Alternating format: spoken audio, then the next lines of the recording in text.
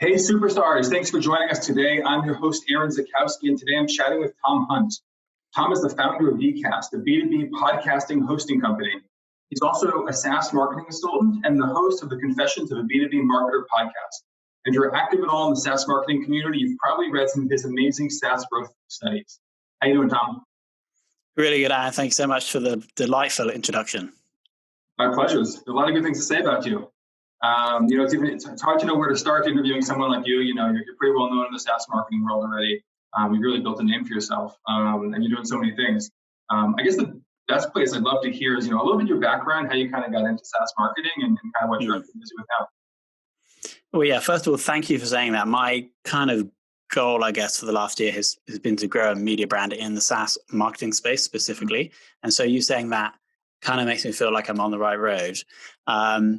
To answer your question, how do I get into this? Okay, so it started in 2013 where I was working in a big consulting company, and I enjoyed it, but I didn't really care about the work I was doing. So I was like, I want to leave. I want to be an entrepreneur and not have a boss. And so when you can't code and you want to generate income online, you basically have to learn marketing, or specifically online marketing. And so really since 2013, I've spent an inordinate amount of time learning how to sell stuff on the internet. And that's been in like selling services, selling physical products, selling software. And ultimately, I've converged upon the marketing of software as a subscription. Only really in the last 2 years, I've really focused on that. And so really what we have with me is someone who has spent a lot of time studying online marketing and now is applying it specifically to marketing of software companies. All right. And so now you're very specifically focusing on building your own company, not just helping others, right? Yeah. So we have a 3-pronged attack on the, it's actually B2B. It's not just SaaS, it's B2B and SaaS marketing. But the 3-pronged attack on this industry is the media brands, as we mentioned, which is called SaaS Marketer, which we don't actually rank number 1 for that yet. So if you Google that, find us and click to help us get up there. Okay. And so that's a B2B media brand. And we write case studies and we have a podcast. And so the idea here is that we generate attention and then we can grow that media asset over time. And then ultimately send some of that attention towards our core 2 monetization strategies, one of which is a service, a fast growth service related to podcasts that we'll talk about shortly, I think. And then the other is a piece of software called bCast, which facilitates that SaaS growth service. All right. So we got 2 prongs we're going to go at here, but let's start with the company and the software. I think it's a little bit easier for our audience to wrap their head around. So tell us about bCast. For sure. It's quite hard to just tell. It's probably easier if I start with the service. I was head of marketing at a B2B SaaS company 2 years ago, and we started this. I identified this new persona called sales operations that I thought was going to be really good. We're selling sales software, and we're like, the sales operations person is the person who's the ideal buyer. I then obviously reached out to these people to try and get them to talk to me so I can learn about them and sell to them. As you can imagine, they just didn't reply. And I'm head of marketing of this company and nothing's working. I couldn't get them to speak to me. So I was like, what are we going to do? I decided, or we chose sales operations, or we saw that there wasn't a core audio media asset in the space. So we dove upon that. And now we have what I still believe to be the most downloaded podcast in sales operations. The basic theory is we chose that position in the market. And then now I've interviewed 103 sales operations leaders from all of the, from Facebook, from Oracle, from everywhere. And obviously over time, this has elevated our brand, I've now left the company, but I'm still running that as a service. And so it's elevated our brand to the pinnacle almost of the sales operations world. We were getting great SEO benefit because we're ranking for terms. Each episode is loaded onto our site. We're getting great social benefit because the guest and their business are sharing. But then something really magical happened where the VP of sales operations, maybe I can't say the name, but they're a SaaS company everyone knows, came on the podcast, great interview. 4 months later, moved through the sales process, and we closed a big deal that basically gave a 9 to 10x ROI on anything, on time and money that we spent on the podcast, right?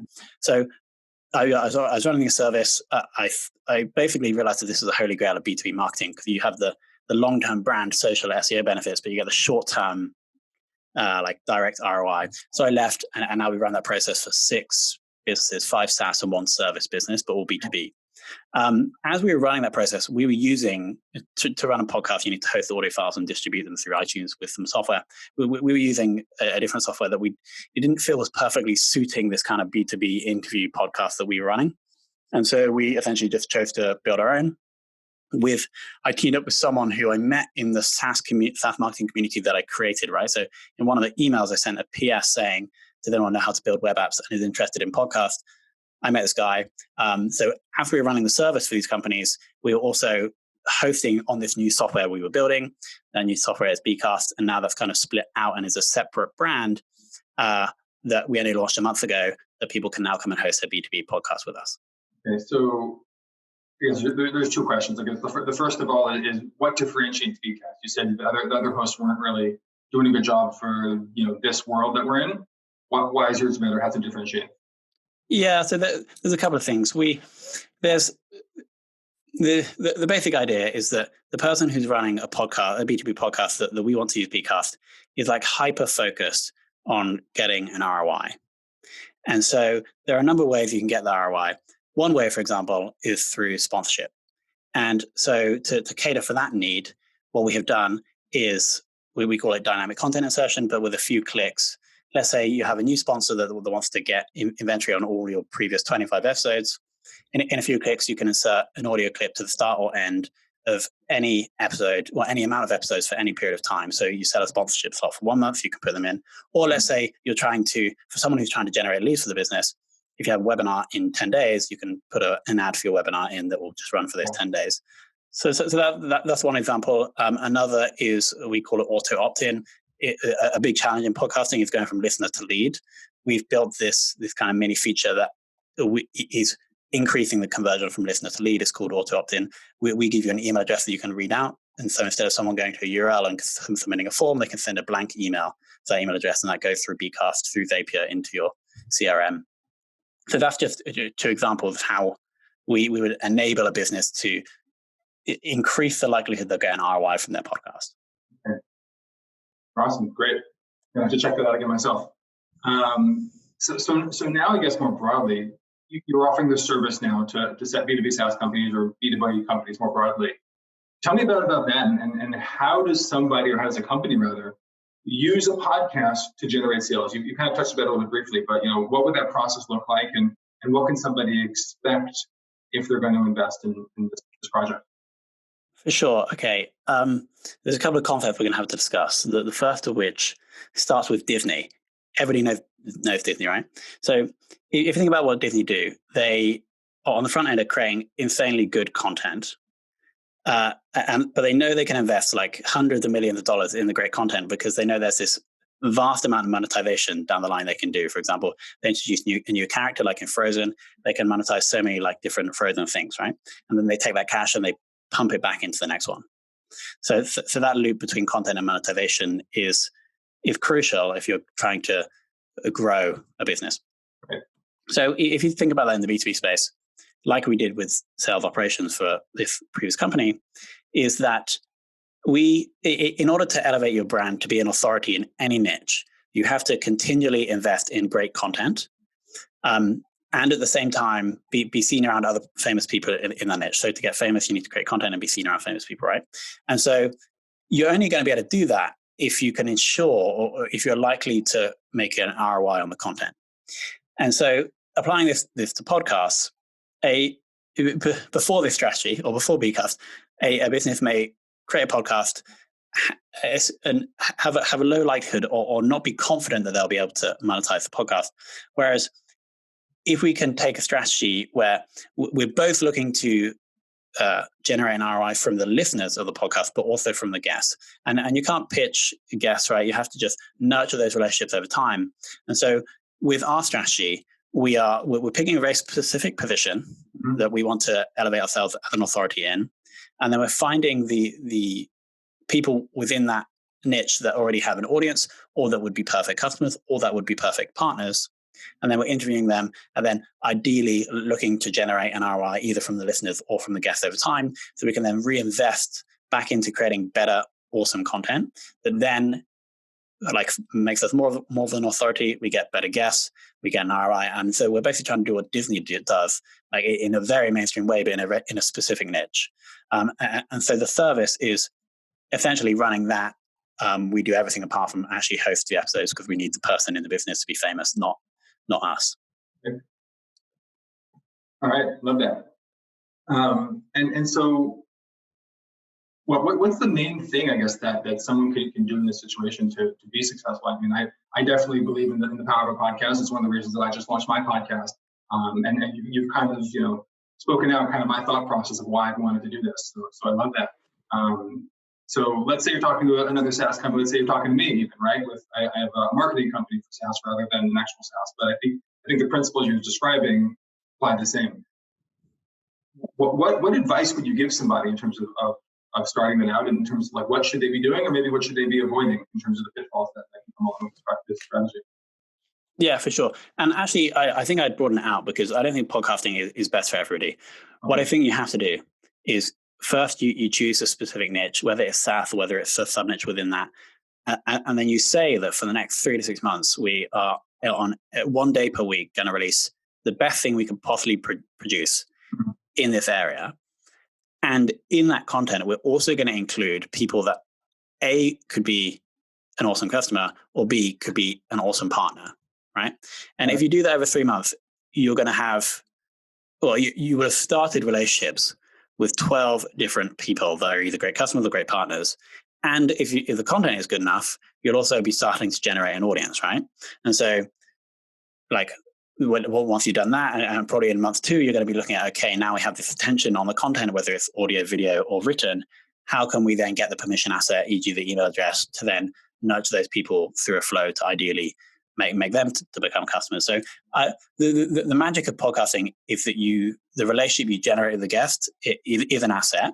You don't get that so much if you're just going to ask someone to contribute to a blog post. If you're recording video, that's exactly the same as the podcast, basically. Mm-hmm. So the tips will basically be get the niche focus right, commit and consistently publish, and incorporate guests that could be great customers or partners. Right. So one question I've had in my podcast, I chatted actually with a few other podcasters recently. We meet great people, we spend a nice hour with them chatting, and we kind of build this rapport. And what often happens is, after you publish the episode, you don't really stay in touch with those people. Do you have a process for how you continue those relationships once that episode goes live? Yeah. So we with each client, we have a different step-by-step flow that we would take the guest through. So one, let me just share a couple then. The one, probably the most effective, has been, it's in a niche where we're interviewing either customers or partners. And so at the end of the episode, after you stop recording, the host will go, thanks so much for your time. In a month, we'll send you the link you can review before we promote. Would it be possible for you to just, could I take just 15 minutes of your time to have a quick look at our product roadmap, like either features we just released or features we're planning to release, just to get an expert's opinion on the product? We get an 80 to 90% acceptance on that. And it's totally genuine, right? We do definitely need this feedback. And then obviously, if you're going through that 15-minute call and the product is going to help solve a problem, or the product could help solve a problem for their audience or customers, then that naturally will lead into a demo or into another meeting. And so that's probably the smoothest transition that we're currently running. For other ones, we have a 5-step process where we send stuff to their house and just nurture that over the long term. So I don't think it necessarily depends on what you do so much as you have a very clear process that you have to follow for each guest to nurture that relationship over time. All right. So fantastic. So moving a little bit away from podcasting, because you do a whole lot more than just podcasting. I think I first discovered you from the case studies you've been writing on your website, SaaS Marketer. In-depth, long, detail-oriented case studies. And if anybody hasn't checked them out, I definitely recommend that everyone go check out Tom's blog and read these case studies. You're clearly investing a lot of time in those. Tell me a little bit about that process and where that fits into your strategy and how that maybe compares to podcasting in terms of where you are and what you recommend to your clients.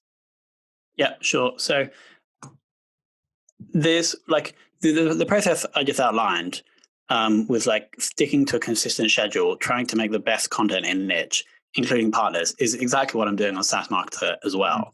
And so for the last 12 weeks, for the last 6 weeks, because we release one every other week. So for the last 12 weeks, every other week, I've released like a 3,000 to 5,000 word case study on how a SaaS company that everyone knows has grown. And so the idea there as well is that, but because I have 6-7 years studying online marketing, I can see it doesn't take me that long to like look at a SaaS company and understand what they're doing well, right? And so probably in a day I can build the case study, and then we release that and we promote that everywhere, just like you would promote content. And the idea there is that, again, I'm over time, SaaS Marketer will become like the authority in SaaS marketing content, and that's basically the idea. And if over time I can monetize that content, I can then throw more resources into creating more, and then we get a bigger and bigger audience, and then we can like add value and improve more people's lives, but then also grow the business, right? And so the guest thing there is a little bit different though, because I'll start writing a case study 5 days before it's supposed to go live. And on that day when I start writing, I'll reach out to the company if I don't know them already and say, I'm writing this. Do you have anything you can share? Probably about 50% of the time I get them to reply and they'll give me something, or 50% I just get nothing. And so I don't know if I've garnered that much of a benefit from the relationships with those SaaS companies, but who knows what's going to happen in the future, right? But the content seems to be resonating. I enjoy writing them, and the community is growing. So I'm pretty happy with how that is going. Yeah, I mean, I definitely get the impression that people are loving it, because I see when you post in Aaron Krall's group, for example, on the SaaS Growth Hackers, I don't think anybody's getting as many likes and comments as your posts do. So that's got to be yeah. Well, a little bit controversial because I'm no longer allowed to do that in the group, which is probably fair enough because we were getting a lot of engagement. Yeah, I hear that, and people got to control their groups. Fantastic. So it sounds like as a consultant, you help people with content and podcasting. This is kind of the core of where your marketing is. Is that correct? Yeah. So I'm not sure if I would. I guess I am a consultant. I'm trying to move more to the agency, in that we have a team. There's like 8 people all around the world that deliver the service for clients. My role there is I do the client communication, I do the strategy, and that I manage the team, I guess. And so that's like the majority of the revenue from the business is coming from those services. It's a monthly subscription to run the podcast. And then the way the business is going to scale in 3 ways. It's going to scale through a bigger audience and sponsorship. We have some sponsors on the site, on the SaaS Marketer site. It's going to scale through the software, or it's going to scale through the agency.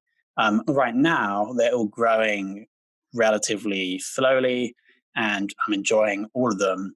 It may be that at some point in the future, we focus more on one than the other, or we focus more on 2 and forget about the other one. But right now, I'm kind of happy with where they are. All right. So clearly, you've proven that you know how to create great content. Clearly, you're doing a good job of figuring out how to get that content converting into subscribers and ultimately customers. Have you explored using paid channels to promote that content and then basically driving people in? To basically, such a good question. Once you've got something that works, now your goal is how do we amplify it? I mean, I see, we run a paid ads agency, so we have a lot of people that want to promote content when that content or maybe even the sales funnel hasn't been proven yet, and then you're kind of just flushing money away. But once you've got a funnel, and especially when you can lead with content, that's the holy grail, I think, of content marketing, of any marketing really.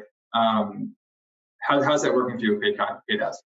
For sure, and this is it's so topical. I've been thinking about this in the last 2 weeks, because the way this can all scale nicely and organically with the content and SEO over time, but that's going to take years. So how can we make this go faster? And now it's going really well and we have traction. How can we add fuel onto the fire?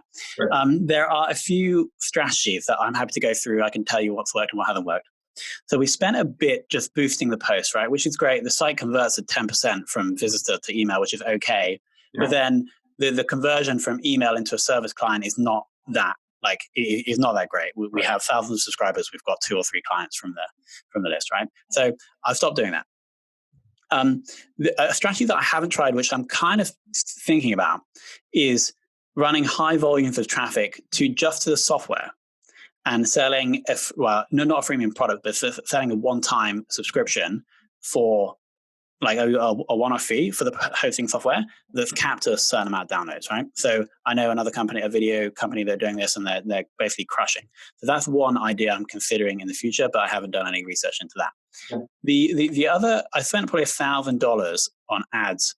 Well, what I actually haven't mentioned here is some other monetization strategy we have is that service that we're running. There's also a coaching version where it's a one-off payment, and that gets 12 months of the hosting software and a little bit of my time and basically a video course with all templates and scripts to run the exact same podcasting process, right? And so we've had 8 students go through that, spent about $1,000 on ads. I think two of the students came through ads. The rest came organically through the community or from cold outreach. Okay. And so that is that's basically what I'm testing, sending paid to, right? So the traffic's coming in cold, and I also have a retargeting ad from SaaS Marketer going to that as well. Collecting the email address, which goes into the SaaS Marketer community. Yep. There's like a video that explains the process. Below that video, you can book a strategy call with me, and you can also get a free trial for bCast, right? So that is what I'm hoping is ultimately going to scale, right? Because if I can throw in $1,000, sell one client, get the $1,000 back, and I've got 200 email addresses and 10 free trials for bCast, then that works, right? Mm. And so that's what I'm hoping is going to work. Whether the metrics will be correct, I'm not sure. Or no, the answer, the question is how long that's going to take. I'm not sure, but that's what I think can scale. Yeah. Which channels have you been using for your paid ads? I mean, I'm guessing just Facebook ads, but yeah, just Facebook. Okay. You're not playing around yet with Twitter, LinkedIn, any of those kinds? No, yeah, I haven't even looked at those. Okay, fair enough. Fantastic. Wow, you've gone over a lot. You've taught us a lot here already. That's fantastic. Let's jump into the lightning round. Let's go, 5 quick questions, and we'll go from there now. So the first question I always ask is, family situation, married, single, kids? I have a girlfriend of 2 years and a really cute little dog who's not in the room, so I can't show you. But yeah, so we have a partial kid. Okay. The dog is half the kid, I guess. Yeah, exactly. Fantastic. What book would you recommend to our listeners? Business book, non-business, fiction, doesn't matter. Oh, such a good question. I have prepped for this, but let me see what I get.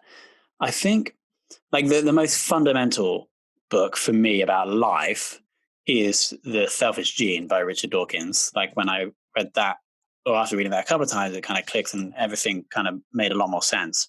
So that's a general book, but let's give a marketing one as well. Yeah. I think, the Purple Cow by Seth Godin has probably been the most influential as to how I view marketing. That's like a classic.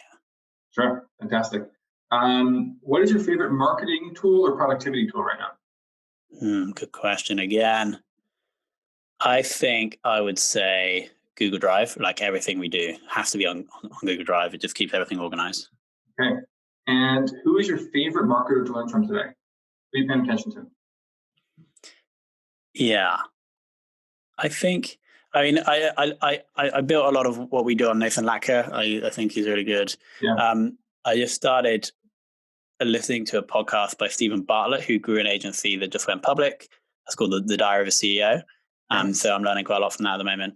Actually, and I don't know if I would call this marketer, but I maybe finished 50 Cent's new audiobook about his life. And I guess he's not typically a marketer, but a lot of what he has done, you could see as marketing. But in answer to your question, he's not a marketer, so he wouldn't count. Yeah, listen, celebrities like him, I mean, that's influencer marketing. It's building yourself up and building a brand, and I think it's marketing.